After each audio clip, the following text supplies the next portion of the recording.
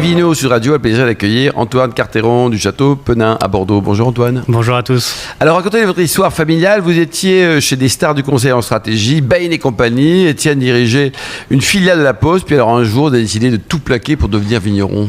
Ouais, c'est pas exactement ça. Nous, on est nés dans les vignes. Donc moi, j'ai grandi au milieu des vignes avec à la fois beaucoup de liberté et aussi des obligations. Donc chaque vacances, j'allais faire des petits travaux dans les vignes. Et puis moi, on m'a dit... Si tu travailles pas à l'école, tu finiras dans les vignes. Donc vous avez bossé. J'ai bossé et j'ai fini dans les vignes. Ouais. Il y a quelque chose qui s'est passé. On vous a menti.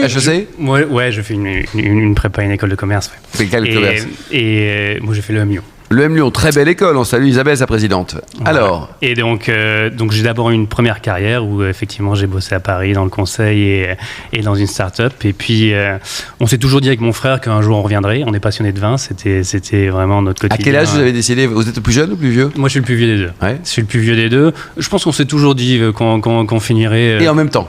Ouais, parce quasiment. qu'on est très très proches. Comment on fait pour quitter Bain? Là, c'est tous les petits jeunes comme vous, la brillance, ça se facture des milliards, ça gagne plein de sous. Pour devenir vigneron, là, ça coûte plein de sous, tout ce qu'on fait. Ouais, c'est la mécanique de la passion en fait. C'est la mécanique, c'est l'amour de l'aventure et la mécanique de la passion. Nous, on s'est toujours dit que notre père allait travailler comme un paysan classique jusqu'à sa mort. Et puis, il a eu la mauvaise idée à un moment de se dire j'aimerais bien prendre une retraite. Et quelle drôle d'idée, ça alors. Et donc à ce moment-là, on s'est dit avec mon frère il est temps de revenir. Il est temps de revenir. C'était une belle histoire. Et il bossait à la Poste, c'est ça? Il bossait où? Ouais, il bossait à la Poste, mon frère. Bon, alors vous êtes basé où?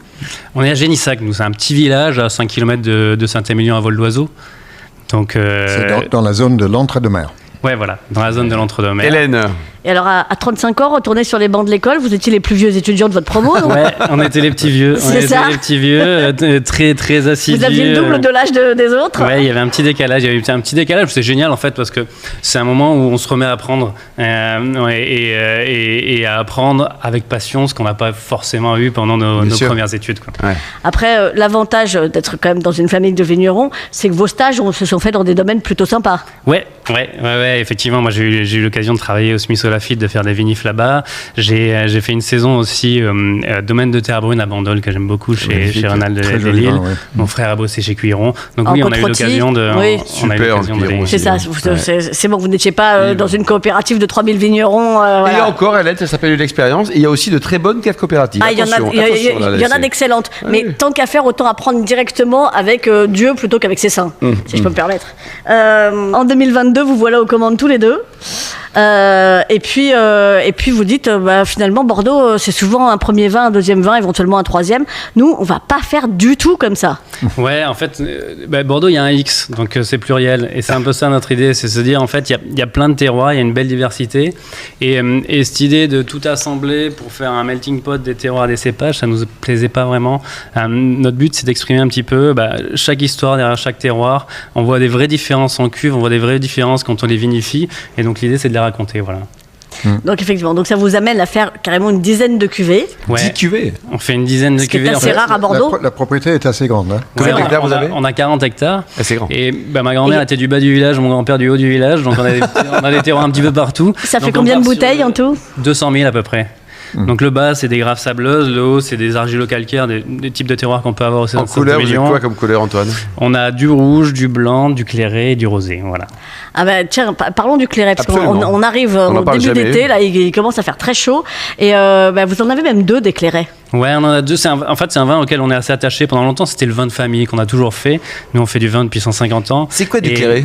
C'est une macération courte entre la peau et le jus. C'est un rouge léger, en fait. Ça se vinifie comme un rouge. On peut décrire ça comme un rosé foncé ou un rouge léger.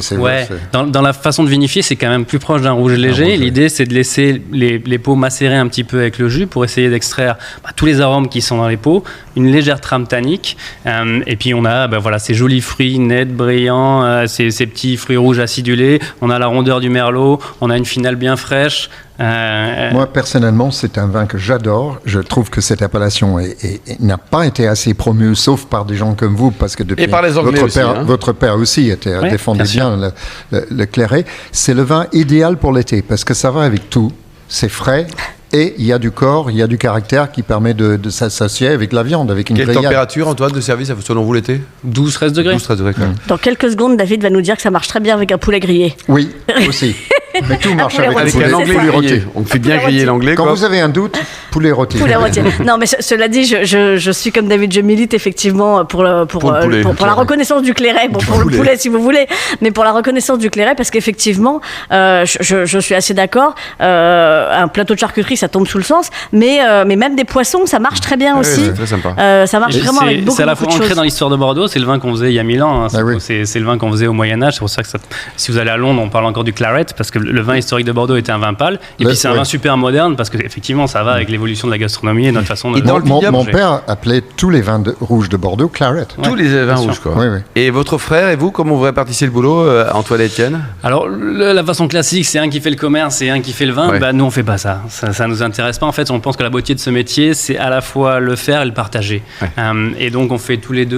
Donc, Les deux. ça peut paraître un peu bordélique, mais en fait, on s'est séparé les parcelles, on fait les vinifs ensemble, on s'est séparé le parti commercial. Voilà. Ouais, bah, c'est bien. C'est ça. bien ça. Oui, très Et bien. Osmose. ce qui veut dire qu'a priori, vous vous entendez bien. Ouais, on s'entend bien. S'il n'y a pas chacun son domaine, c'est que tout va bien. Vous avez combien Alors, d'écart? vous avez aussi On a fait. 3 ans d'écart. 3 ans. Allez, on salue Étienne. Vous avez aussi fait des choses dans le vignoble. Hein. Vous avez entré dans le domaine de l'agroforesterie. Je crois que c'est un élément important pour vous. Ouais, mais en fait, notre boulot, c'est de passer le vignoble à la génération d'après. On va pas passer des profits, on va passer des sols, on va passer des vignes, on va passer des paysages. Et donc, notre boulot, c'est vraiment de penser à tout ça.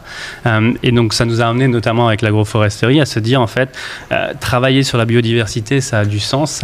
On cherche à créer un écosystème résilient. Et donc, éviter des mers de vignes avec une uniformité.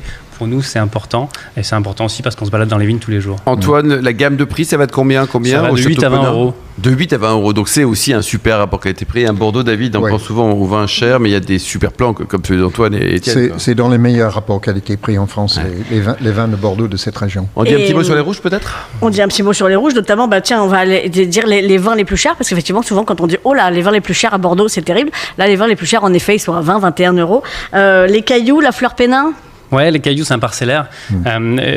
Un peu comme en musique, parfois on aime bien exprimer juste un solo. Et ben nous, on trouve que cette parcelle, elle s'exprime très très bien toute seule. Donc on l'a isolée. C'est des graves sur un sol argileux. Et ça donne un vin un petit peu plus concentré, mais avec un fruit vraiment très très net. Donc on a décidé vraiment de le mettre à part dans les vinifs. Et puis, Quel cépage vous dites, Antoine? c'est du Merlot, 100% de Merlot. Et puis nous, on n'est pas sectaire, donc on a traversé la rivière et on a quelques terroirs à Saint-Émilion. Et donc on fait un Saint-Émilion Grand Cru sur les sables. Voilà. Voilà, Je qui voulais est la aussi- Fleur Pénin. La Fleur Pénin. Je voulais exactement. aussi signaler c'est une cuvée entrée de gamme, un Cabernet Franc absolument délicieux. Pur Cabernet Franc, c'est magnifique. Merci, effectivement. Et alors, sur la Fleur Pénin, combien de bouteilles, par exemple On fait de l'autre 18 000 côté bouteilles, 18 000 bouteilles à peu près. Très bien. Et alors, oui, vous parlez du 100% Cabernet Franc, il y a un 100% Malbec aussi qui est sympa chez vous. Ouais, on aime bien les monocépages. Ouais, comme je disais, on essaie d'exprimer un petit peu les différentes Toute la typicités. gamme possible. Hein. Et voilà, donc le Malbec, c'est un cépage originaire de la région, ça s'appelait le Pressac chez nous. Mais c'est vraiment un cépage bordelais. Et on a trouvé, nous, une vieille parcelle de Malbec qu'on a achetée et on s'est dit qu'on en allait en faire une expression à part sur un terroir argilo-calcaire. Et c'est vraiment une expression à part? Ouais, c'est c'est vraiment très différent. Ouais, Le Vous Malbec éclatez est- avec Étienne, hein? on fait ça par passion. Un Ouais. potentiel de garde peut-être, David? Vous pouvez aussi répondre, David. hein. ça dépend. Dans les hauts de gamme, 10-15 ans sont le moindre problème. Après, les Cabernet Francs à boire dans les 5 ans, et c'est très bon. Il faut quand même souligner le fait que le Malbec était beaucoup plus présent autrefois à Bordeaux. J'ai regardé récemment les archives de Château-Latour. Jusqu'à 1840, le Malbec était le cépage dominant à Château-Latour. Ouais, nous- Aujourd'hui, il n'y en a plus. Ouais, dans notre village, on a des vieux documents. Avant 56, avant le gel de 56, c'était 70% du village qui était planté avec du Malbec. 70%, Oui, c'est oui, fou. oui. Ça. Les choses changent. Hélène, vous voulez dire quelque chose? Oui, je voudrais souligner que Antoine et Étienne ne font pas tout au domaine et que Charline Sautour est là avec vous en maître de chai et que heureusement qu'il y a aussi des nanas de temps en temps quand même dans cette histoire. Bien sûr, Nous sommes tous d'accord là-dessus. Hélène. Un site internet pour et potentiellement puis vous le quitter site une femme. internet, voilà, Oui. châteaupénin.com, PEN. Bon, c'est un plaisir en tout cas. Merci beaucoup. Merci Antoine Carteron. Salut le frangin également, Hélène Pio et David Cobold.